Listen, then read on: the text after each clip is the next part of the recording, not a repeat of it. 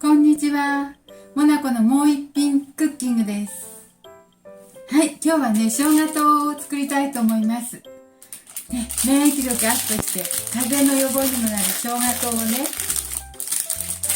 生姜これくらい、何グラム？適量でいいんだけど、これくらいあります。ちょっとあるんだけど、1人分だけ作るので、コップ 200cc、に行くくらいの生姜糖を作りたいと思います。お願いします。これね、皮洗ってあるのでね、すりますよ。すりおろします。これ多いか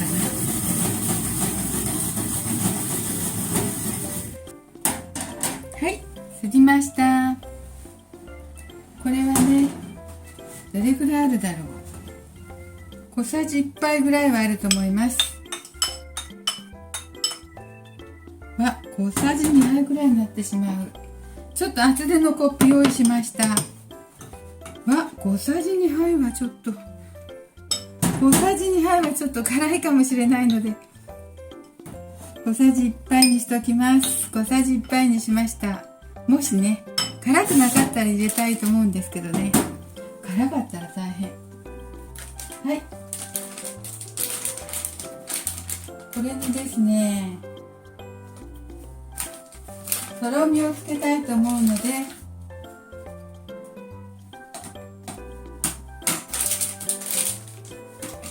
ちょっととろみつけます。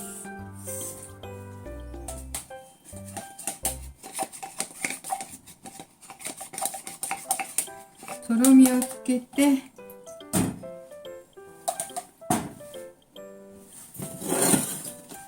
蜂蜜入れます。生姜とだけでしょっぱいのでね、大さじ1杯ぐらい。そしてお湯入れます。これだけなんですけどね。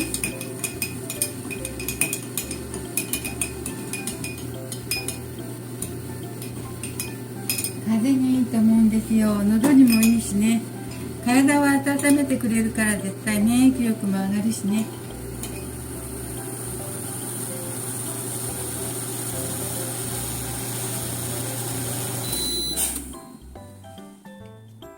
はい、お湯入れます。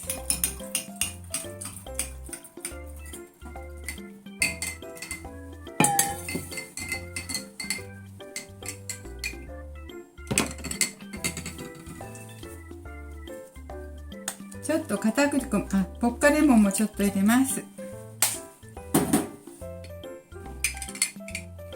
片栗粉もちょっと入って、ちょっととろみもつけましたよ。よいしょ。これ生姜のすりおろした感じが、生姜のね、香りがプーンってします。これは体にいいと思います。ほら、蜂蜜とレモン入れました。ポッカレモン入れましたよ。ちょっと飲んでみましょう。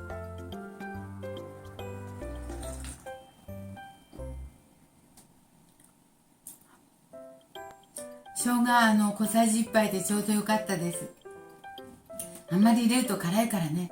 これもちょっと辛いんだけど大丈夫の辛さです。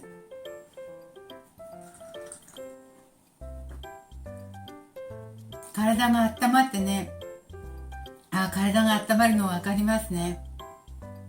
温めるとね、免疫力上がるしね、風邪にいいと思います。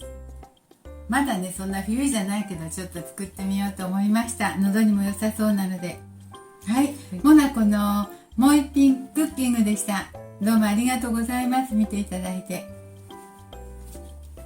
今日はとても簡単な生姜糖です。